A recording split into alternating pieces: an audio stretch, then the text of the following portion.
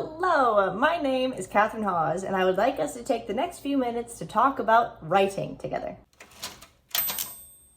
I am on a journey of self-publishing a poetry book. My theme for this poetry book is to be a gift for people that want to curl up in a blanket on the floor and to validate those feelings and then go through a journey of poems to then find hope for the future, to get up off the floor and continue your day and your life.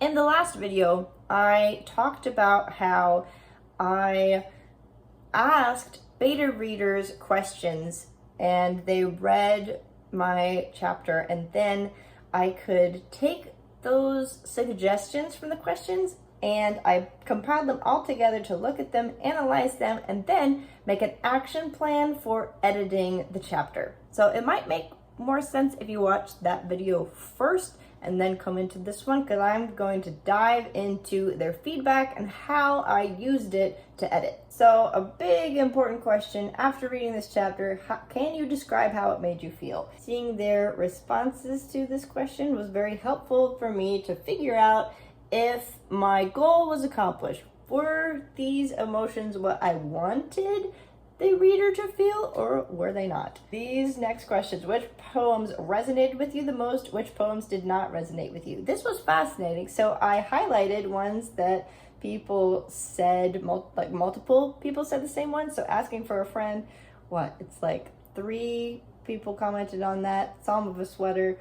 What's also interesting is some of the poems that did not resonate with some people resonated with other people. So, as is with a critique group, people have different opinions. Oh my gosh, who knew? And part of participating in critiques with other people of differing opinions is figuring out how to take the feedback and use it to benefit the writing that you're working on. So, for example, Under the Expectant Sky, this poem did not resonate with this person, did resonate with this person. Then further down in the question, did any poems feel out of place? Someone said that it did feel out of place for this chapter. I did not delete the poem out of the entire book, but I found a different spot for it to be in a different chapter that fit better for the tone, and then that poem could help that chapter instead of this first one. One of the biggest takeaways with this round of critiques was the information about Moon. That poem I wrote in a very emotional state in college. I wrote it for myself, and so it was very emotional, and I put it into this book without editing it much, if at all. So I didn't really look at it as a new reader seeing it for the first time. I was too close to it and just remembered, oh yes, I remember where I was sitting and how it was dark and I was looking at the moon. So with some feedback, the person said that some of my word choices were triggering, and I wanted to convey a certain kind of emotion, and those trigger words were distracting from the tone that I was wanting.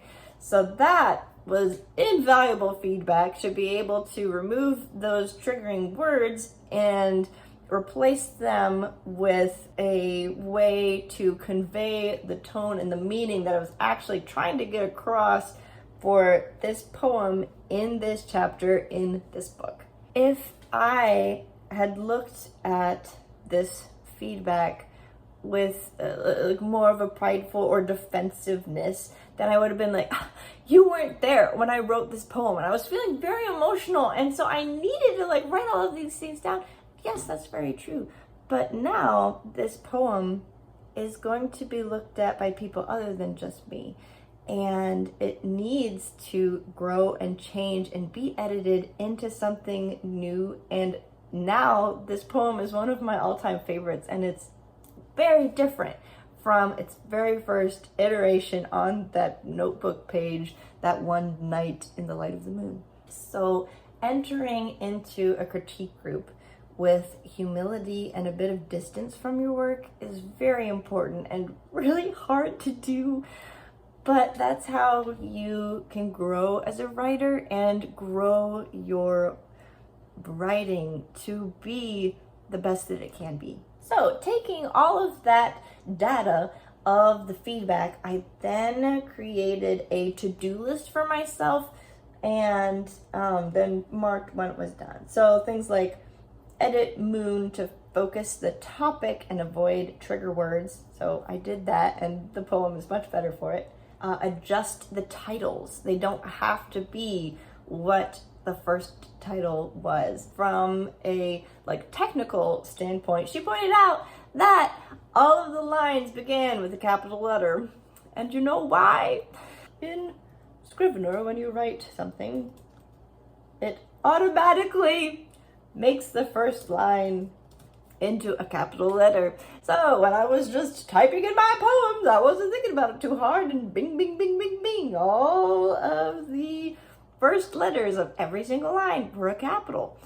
And my friend pointed out that perhaps that could be changed unless it was an intentional choice on the part of the poet. It was not intentional. And so I knew, hey, I need to make some adjustments.